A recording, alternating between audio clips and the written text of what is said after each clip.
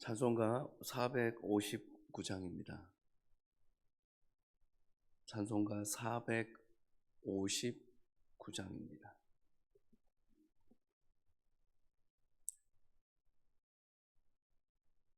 누가 주를 따라 섬기려는가? 누가 죄를 떠나 주만 따를까? 누가 주를 섬겨 남을 구할까? 누가 주의 뒤를 따라가려나? 부르심 받아 주의 은혜로 주를 따라가네. 주만 따르네. 세상 영광 위에 따름 아니요 크신 사랑이네. 주만 따르고 주가 내려주신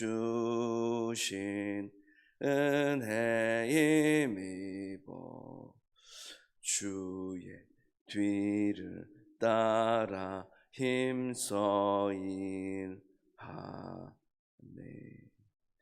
부르심 받아 주의 은혜로 주를 따라가네. 주만 따르네. 환난 핍박 많고 원수 강하나 주의 용사 더욱 힘이 강하니 누가 능히 이겨 넘어뜨리랴. 변함없는 진리 승리하리라. 기쁜 찬송하며 주의 은혜로 주를 따라가네.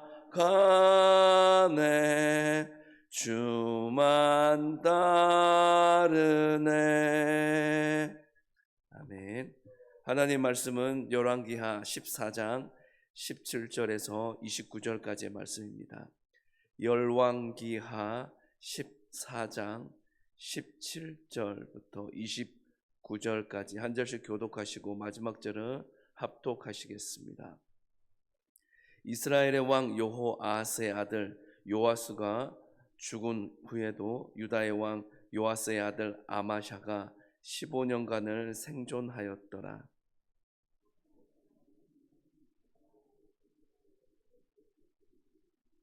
예루살렘에서 무리가 그를 반역한 고로 그가 라기스로 도망하였더니 반역한 무리가 사람을 라기스로 따라 보내 그를 거기서 죽이게 하고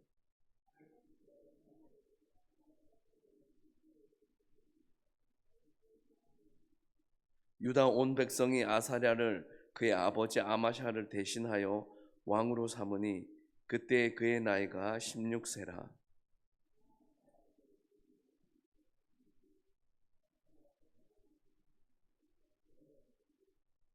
유다의 왕 요아스의 아들 아마샤 제15년에 이스라엘의 왕 요아스의 아들 여로보암이 사마리아에서 왕이 되어 41년간 다스렸으며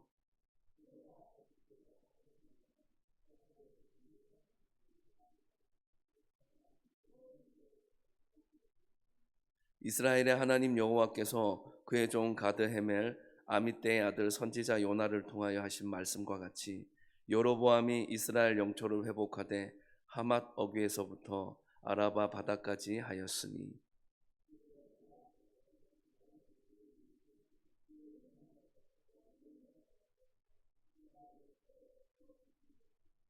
여호와께서 또 이스라엘의 이름을 천하에서 없이 하겠다고도 아니하셨으므로 요아스의 아들 여로보암의 손으로 구원하심이었더라.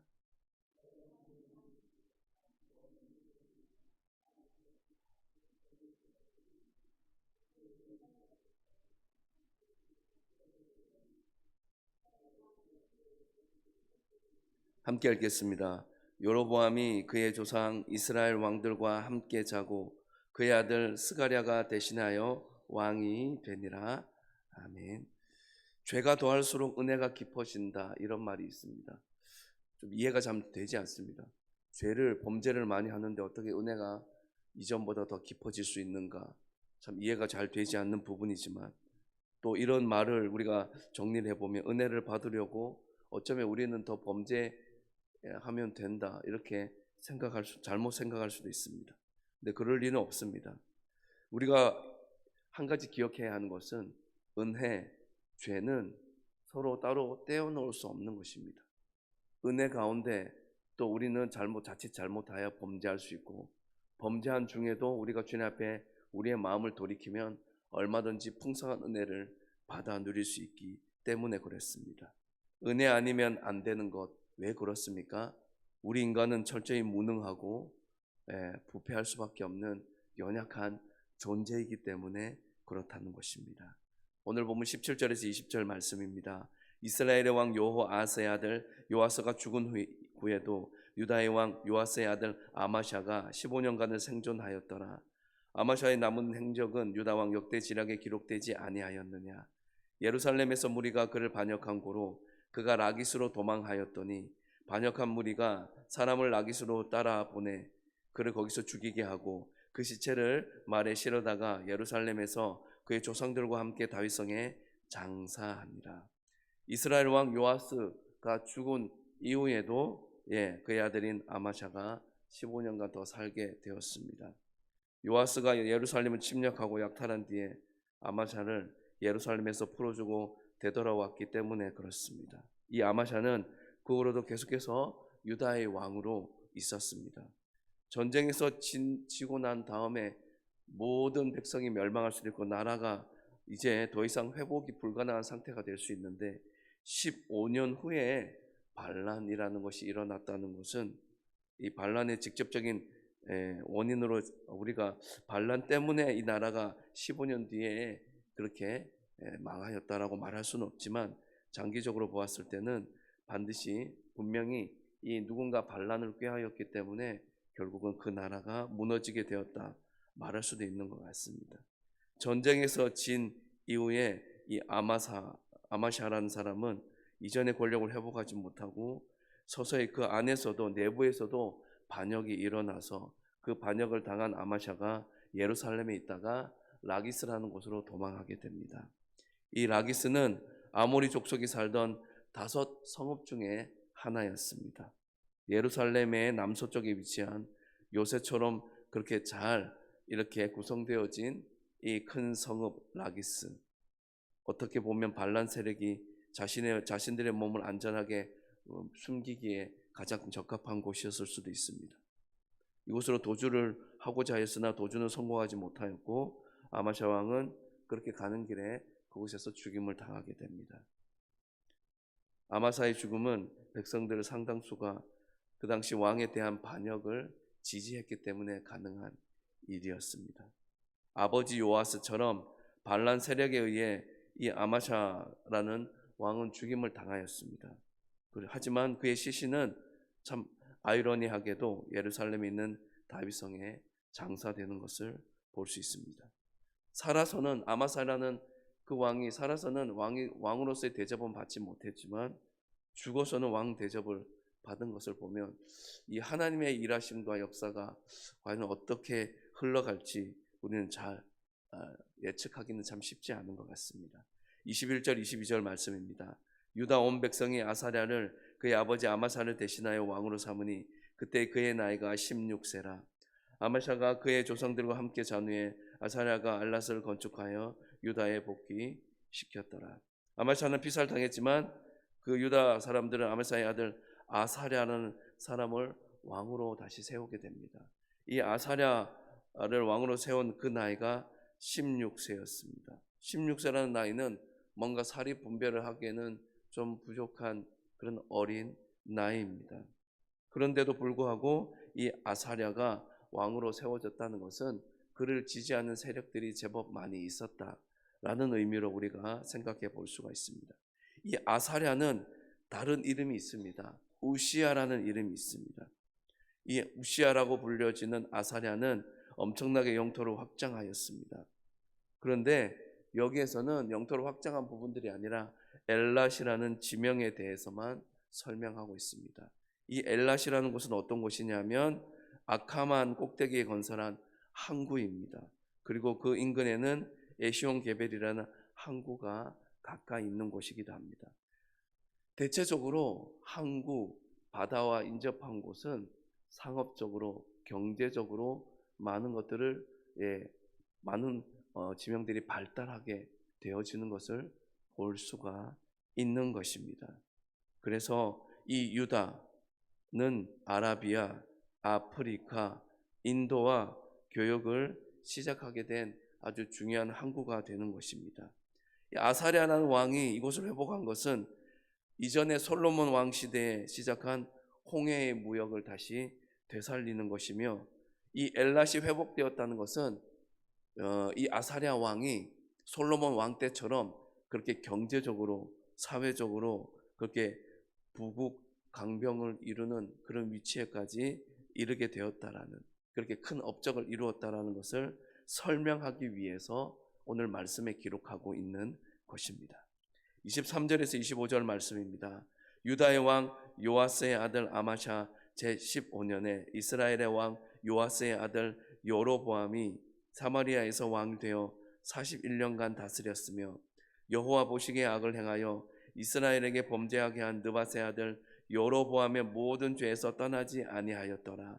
이스라엘의 하나님 여호와께서 그의 종 가드 헤벨 아미떼의 아들 선지자 요나를 통하여 하신 말씀과 같이 여로보암이 이스라엘 영토를 회복하되 하맛 어귀에서부터 아라바 바다까지 하였으니.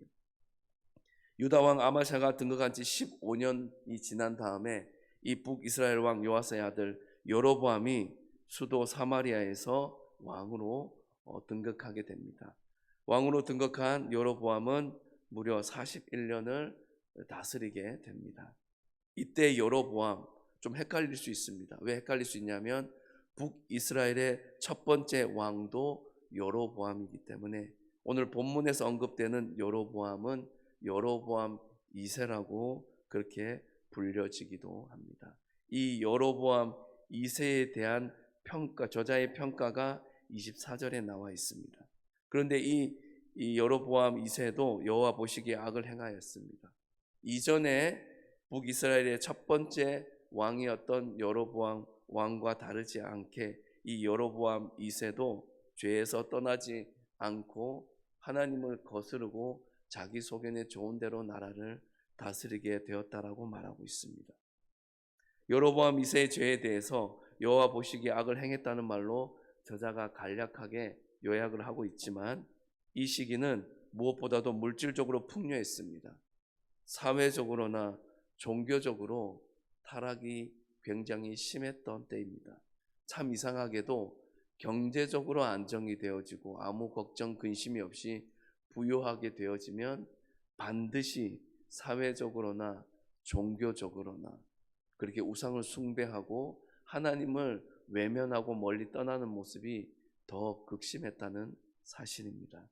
25절 말씀은 여로보암이 영토를 회복하였는데 여호와의 종 아미떼의 아들 요나 선지자가 예언한 것처럼 그대로 이루어졌다라고 말씀합니다. 아미떼의 아들 요나는 우리가 잘 아는 요나서의 주인공입니다. 하맛 어귀에서부터 아라바 바다까지 이 북이스라엘 영토가 회복될 것이라는 것은 요나 선지자가 이미 요나서에서 언급한 부분입니다. 그 예언대로 이제 여로보암 2세 왕 때에 그 북이스라엘의 땅 영토가 확장되었다라는 것을 말씀하고 있습니다. 하맛 어귀는 북이스라엘의 북쪽 경계입니다. 그리고 아라바 바다는 북이스라엘의 남쪽 경계입니다. 북쪽 경계에서부터 남쪽 경계까지 영토를 확장했다는 것은 솔로몬 시대 그때 그 이스라엘의 땅을 모두 다 회복했다는 의미입니다.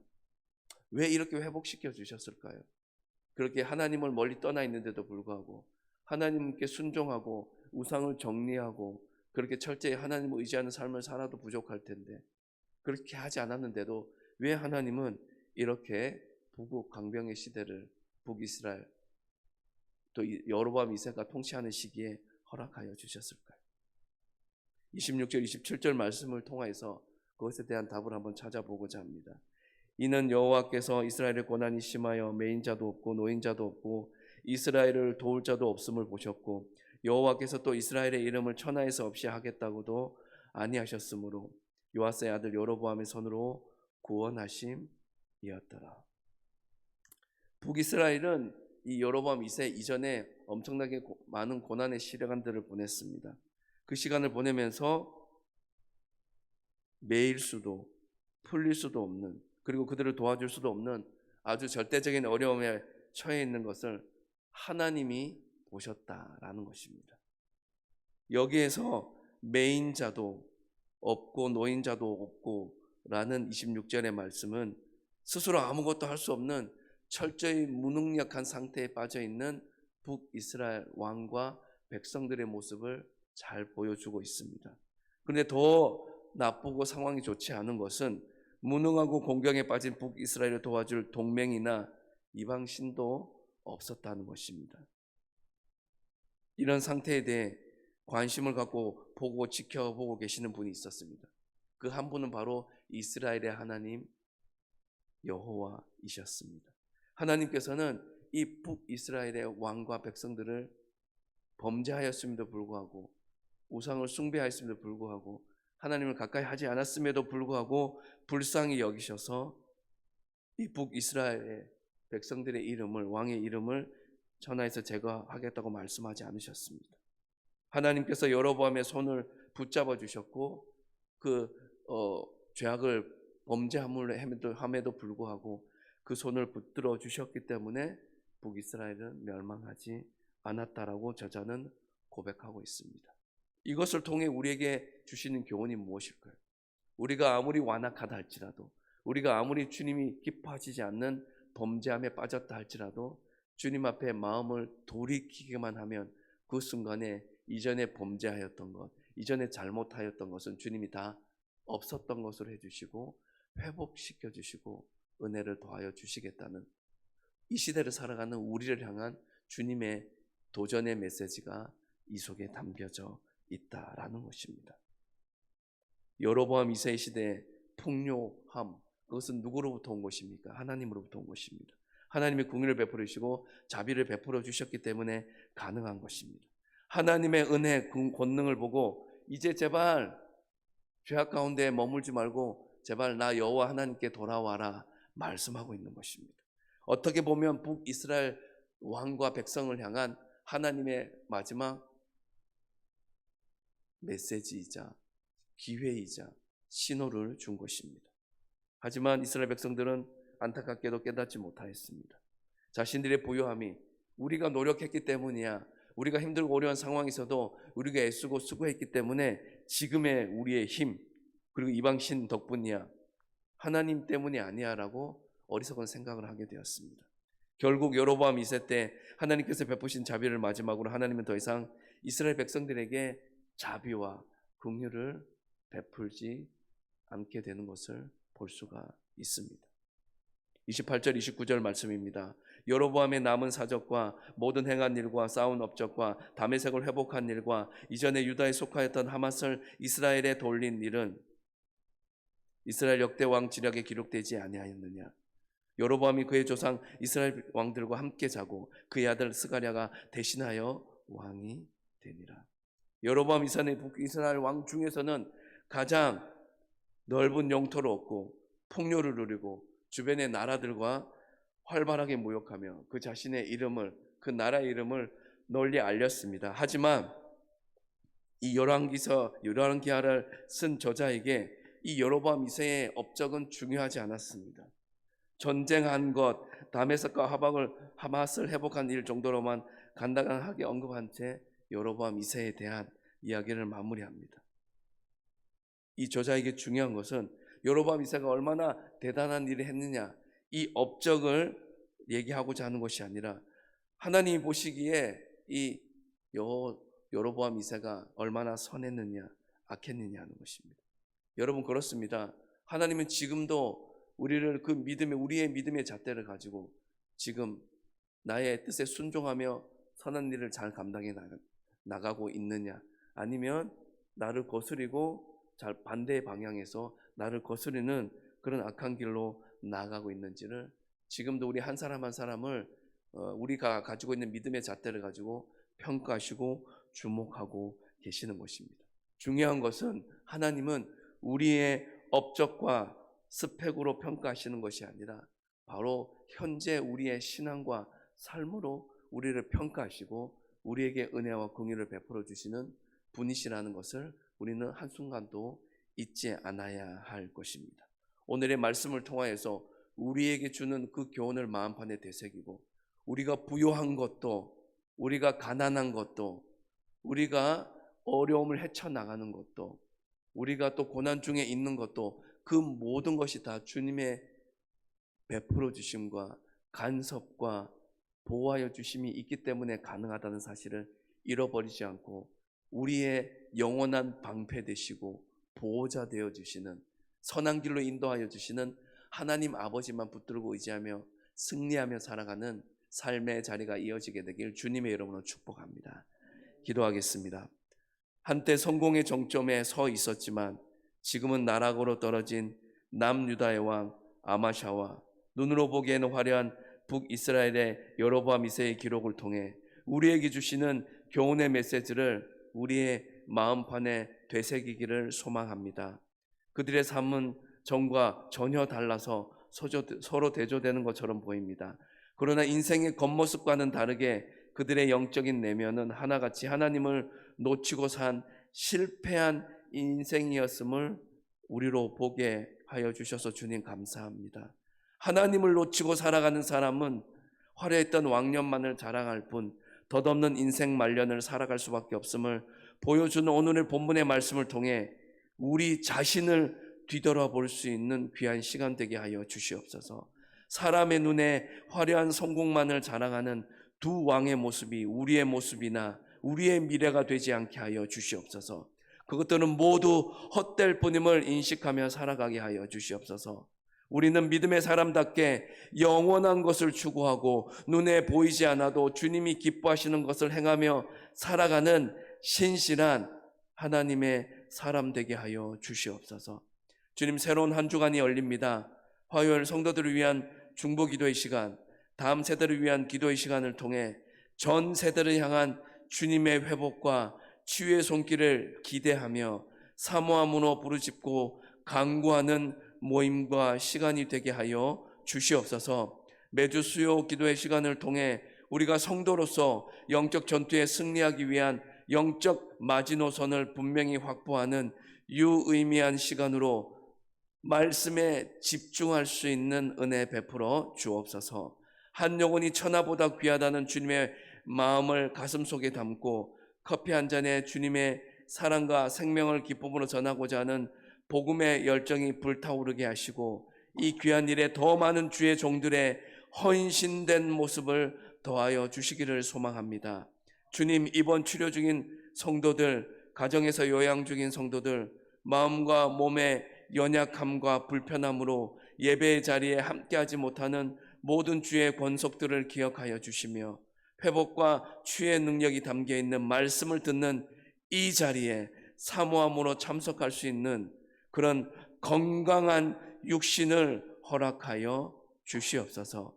이 모든 기도에 들어 응답하여 주실 신실하신 주님의 이름만 찬양합니다. 주님 홀로 영광 받아 주시옵소서. 예수님의 이름으로 기도합니다. 아멘. 하늘에 계신 우리 아버지, 아버지의 이름을 거룩하게 하시며 아버지의 나라가 오게 하시며 아버지의 뜻이 하늘에서와 같이 땅에서도 이루어지게 하소서. 오늘 우리에게 일용할 양식을 주시고 우리가 우리에게 잘못한 사람을 용서하여 준 것 같이 우리 죄를 용서하여 주시고 우리를 시험에 빠지지 않게 하시고 악에서 구하소서. 나라와 권능과 영광이 영원히 아버지의 것입니다.